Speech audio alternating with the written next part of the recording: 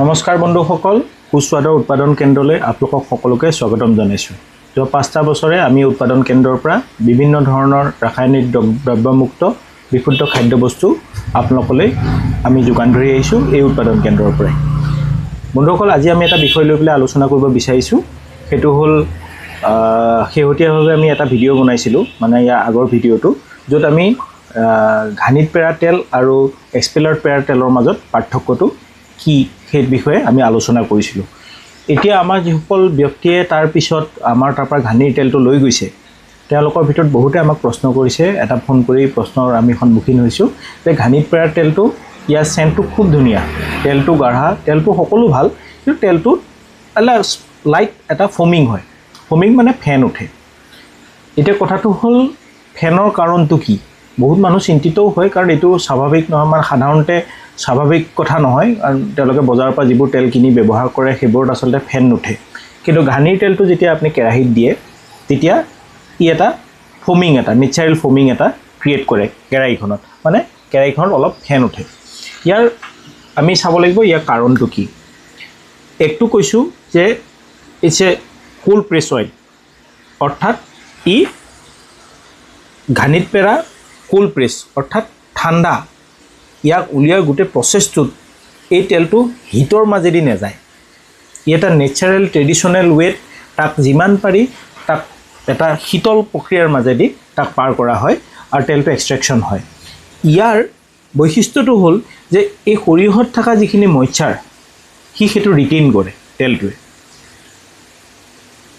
তেলটোৱে যিহেতু মইশ্চাৰটো ৰিটেইন কৰে, অৰ্থাৎ এটাই যে সৰিয়হত থকা পানীখিনি যদি উৰাই দিব পৰা নাই, অৰ্থাৎ কিমান ঠাণ্ডা প্ৰকৃতিৰ মাজেদি, শীতল প্ৰক্ৰিয়াৰ মাজেদি পাৰ হৈছে।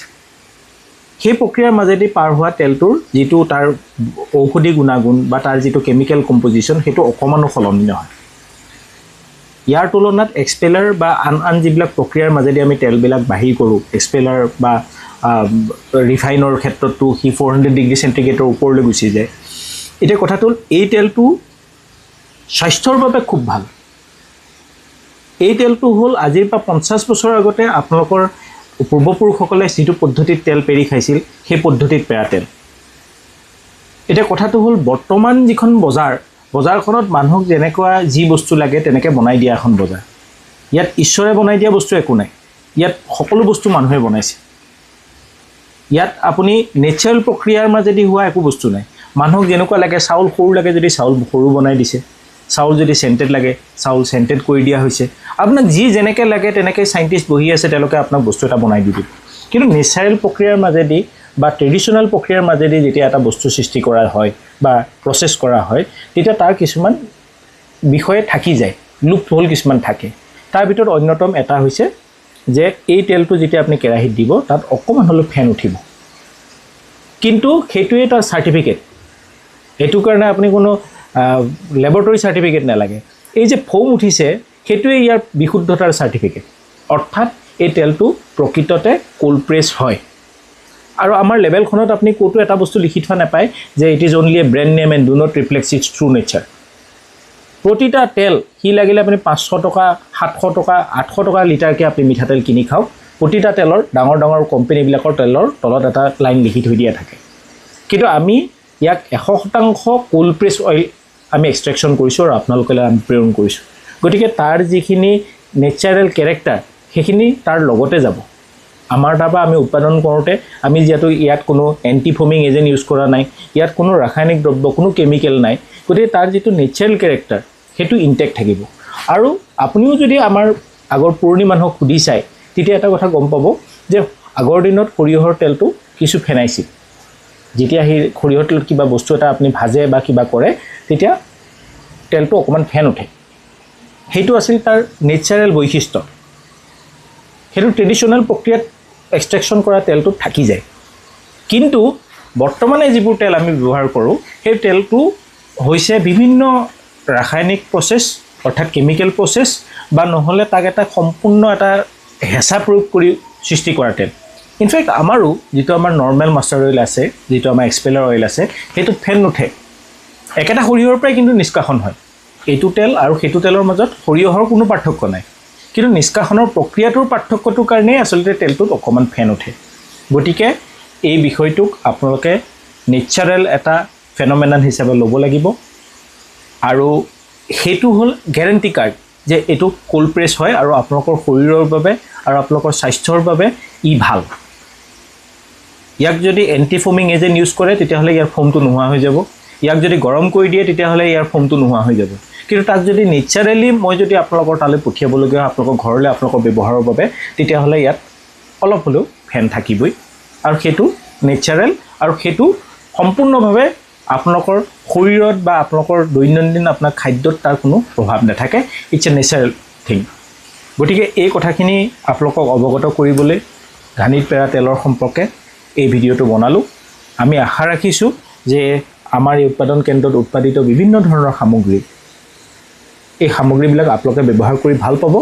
আৰু এটা কথা নিশ্চিত যে চাওক আমি যিহেতু ব্যৱসায়ী ভিত্তিত বস্তুটো কৰিবলগীয়া হৈছে গতিকে আমি বিভিন্ন ধৰণৰ বস্তু উৎপাদন কৰিছোঁ যেনেকৈ প্ৰতিটা বস্তুৰে উৎপাদনৰ প্ৰক্ৰিয়াটোৰ ওপৰত তাৰ দামটো নিৰ্ধাৰণ হয় এতিয়া আমি এক্সপেলাৰ তেলো বিক্ৰী কৰোঁ আমি ঘানিত পেৰাৰ তেলো বিক্ৰী কৰোঁ আমি নাৰিকল তেল আমাৰ তিল তেল আমাৰ বাদামৰ তেল এইবিলাক ঘানিত পেৰোঁ কিন্তু আমাৰ এটা এক্সপেলাৰ তেলো আছে সৰিয়হ একেটা সৰিয়হৰ পৰাই মই আগতেও কৈছোঁ আপোনালোকক যে একেটা সৰিয়হৰ পৰাই আমি নিষ্কাশন কৰিছোঁ কিন্তু এই তেলটো যে দেখিছে এইটো আপোনাৰ ঘানিত পেৰাৰ তেল ইয়াৰ বৈশিষ্ট্যটো বেলেগ হ'ব ইয়াৰ দাম বেলেগ হ'ব ইয়াৰ কেৰেক্টাৰ বেলেগ হ'ব ইয়াক ব্যৱহাৰ কৰি আপুনি ইয়াৰ পাৰ্থক্যটো বুজি পাব সিটো তেলৰ দামটো কম এইকাৰণেই যে তেলটো এটা হিটেড প্ৰচেছৰ মাজেদি যায় এডিশ্যনেল হিট বা এক্সটাৰ্নেল হিট নহয় যিটো ফ্ৰিকশ্যন হয় 1 কুইণ্টল সৰিয়হত অলপ হেঁচা দি 20 লিটাৰ তেল উলিয়া আৰু 1 কুইণ্টল সৰিয়হত অলপ বেছিকৈ হেঁচা দি 35 লিটাৰ তেল উলিয়া 15 লিটাৰ তেল যে আমি বেছিকৈ উলিয়ালোঁ এই উলিয়াবলৈ যাওঁতে যিটো আমি হেঁচা দিম আৰু যিটো ফ্ৰিকশ্যন হ'ব ফ্ৰিকশ্যনটোৰ ফলস্বৰূপে সেই সৰিয়হটোত বা সেই তেলখিনিত তাৰ কোনো মইশ্চাৰটো নাথাকেগৈ সেই মইশ্চাৰটো ৰিটেইন কৰিবগৈ নোৱাৰে তেলটো অলপ পাতল হয় তাৰ চেণ্টটো কমি যায় আৰু তাত কোনো ফমিঙৰ প্ৰব্লেম নহয় কিন্তু কোল্ড প্ৰেছ অইল যদি হয় তেতিয়াহ'লে সি তাৰ সম্পূৰ্ণ তাৰ জৈৱিক যিটো চৰিত্ৰ সেইটো সি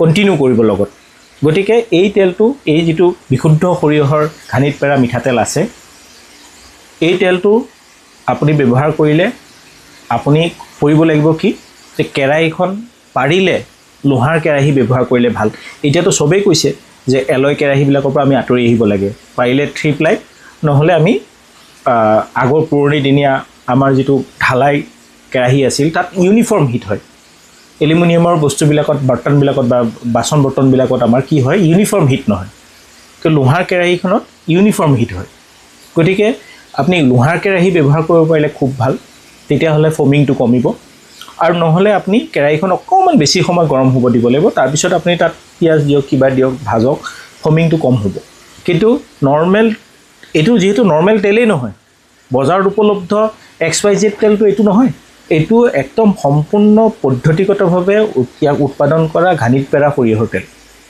গতিকে ইয়াৰ বৈশিষ্ট্য অনুযায়ী ইয়াক ব্যৱহাৰ কৰিব লাগিব আৰু সেইখিনি কৰিলে মই ভাবোঁ যে ইয়াৰ পৰা আপোনালোকৰ পৰিয়াল আপোনালোকে ইয়াৰ যিটো গুণাগুণ আৰু ইয়াৰ যিটো ঔষধি গুণাগুণ সেইখিনি নিশ্চিতভাৱে ইয়াৰ পৰা লাভ কৰিব আৰু বিশেষকৈ আপোনালোকৰ ঘৰৰ যিবিলাক এই বিভিন্ন ধৰণৰ আমাৰ এতিয়া আজি আমি দেখিছোঁ গেষ্ট্ৰিক এই ধৰণৰ বেমাৰবিলাকত আমি ভুগিছোঁ তাৰ অন্যতম কাৰণ হ'ল কিন্তু তেল মছলা এই জাতীয় বস্তুবিলাকৰ এডাল্ট্ৰেশ্যন গতিকে এইবিলাকৰ পৰা আমি আমাৰ পৰিয়ালবিলাকক আমি বচাই ৰাখিব পাৰিম আৰু অনাগত দিনত এটা সুস্থ জীৱন এটা সুস্থ এখন সমাজ গঢ়িবলৈ সক্ষম হ'ম গতিকে এইখিনি কৈ মই আপোনালোকৰ ওচৰত এইটো অনুৰোধ জনাইছোঁ যে আমাৰ পৰা নিয়া যিবিলাক সামগ্ৰী আপোনালোকে লয় সেইবিলাকৰ ক্ষেত্ৰত যদি আপোনালোকে কিবা অকণমান যদি আপোনালোকৰ ফৰক দেখিছে বা ব্যৱহাৰ কৰাত আপোনালোকৰ যদি অকণমান অসুবিধা হৈছে ধৰক ছাপ'জ হালধিটোৰ কথা কৈছোঁ নেচাৰেল হালধি বা আমাৰ যিটো একদম 100% পিয়'ৰ আছাম হালধি আমি উৎপাদন কৰোঁ সেইটো ক্ষেত্ৰতো বহুতে কয় যে তেল আমাৰ অকণমান ৰংটো কম উঠে গতিকে সেইবিলাকৰ ক্ষেত্ৰতো আপোনালোকৰ যদি কেতিয়াবা অকণমান কিবা প্ৰশ্ন কৰিবলগীয়া থাকে তেতিয়া নিশ্চিতভাৱে আপোনালোকে আমাক ফোন কৰিব আমি আমাৰ ফালৰ পৰা আপোনালোকক যিমান পাৰোঁ আমাৰ ফালৰ পৰা এছিষ্টেঞ্চ আমি আগবঢ়াম গতিকে এইখিনিকে কৈ মই আপোনালোকক ধন্যবাদ জনাইছোঁ কৃতজ্ঞতা জনাইছোঁ আৰু আমাক আঁকোৱালি লোৱাৰ বাবে আমি আপোনালোকৰ ওচৰত কৃতজ্ঞতা জনাই এই ভিডিঅ'টো সামৰণি মাৰিছোঁ ধন্যবাদ